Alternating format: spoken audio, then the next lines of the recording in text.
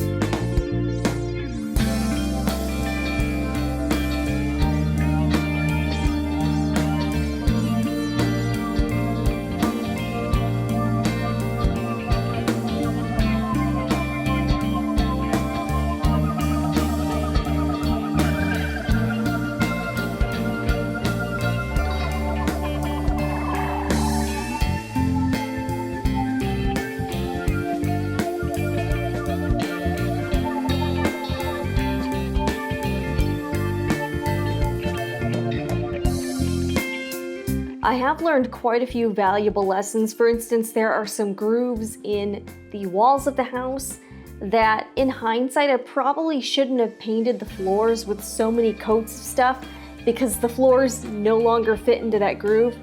So if I had to do this over again, what I would do is take those parts of the floor that have to fit into grooves, I would have sanded them down pretty far enough so that they would still fit once I paint them and put a finish on them. And I painted my walls with a Behr Premium Plus, like all-in-one primer paint, and I did the floors also with a layer of polycrylic. So that added quite a bit of height to the floors, and that's what made it not fit into the grooves. I made them work. What I ended up doing was sanding the pieces down, but it was after I already finished them. So in hindsight, I would have done that first, so that I didn't have to end up doing that at the end and possibly ruining the finish. The directions also recommend you keep like a dry and a damp cloth nearby to wipe off excess glue. When I was putting together some of my pieces, I didn't wipe away parts of the glue, so there's some dots of glue in there. It's not too bad, but I am gonna have to repaint over some parts of it because the glue is visible. So yeah, I've been putting together some of these pieces. So I've got some of the posts for the porch put together. This is MDF mostly, but I was actually missing this little piece that goes under the porch post, so I improvised and I used some scrap wood that I got from a dollar store kit from Dollar Tree. Yes, it was like a wooden birdhouse kit. I bought it for the wood, and because it was like about the same thickness, I cut it out to replace the missing part. What I'm going to be doing is using wood filler to kind of fill in some of these gaps to make it even. Then I'm gonna paint it, sand it, and then paint it again. I want to have my finish be as clean as possible because I want this to look good. This thing is gonna take forever. Like honestly, if I can get this done before the end of the year, I will consider that a win. Yes, the end of the year. This thing has taken me forever.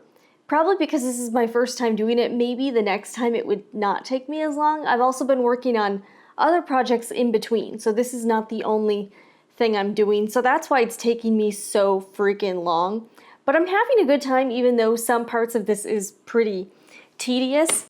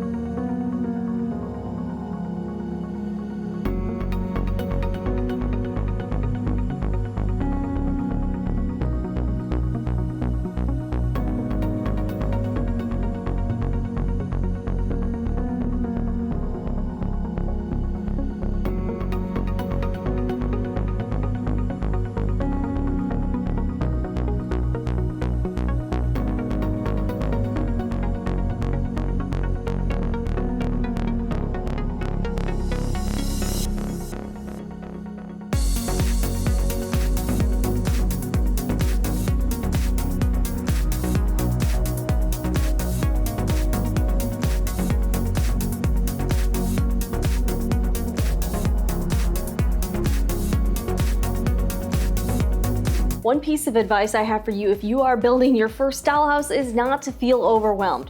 There are like a lot of steps to this, but take it one step at a time and it won't feel like too much for you.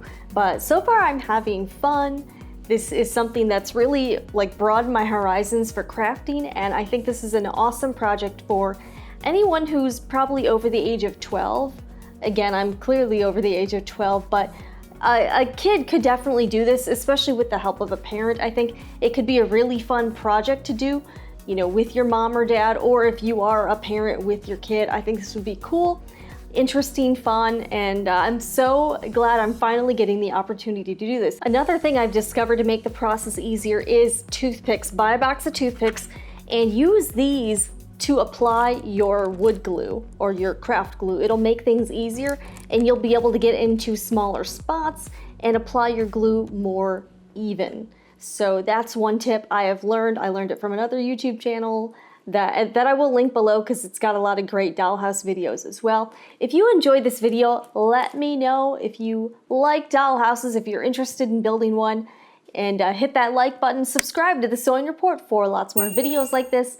I put out videos every Thursday and Sunday, and I've also started to live stream on Twitch some random stuff, so definitely follow me there if you are on Twitch. I'm Jennifer Moore, and I will see you next time.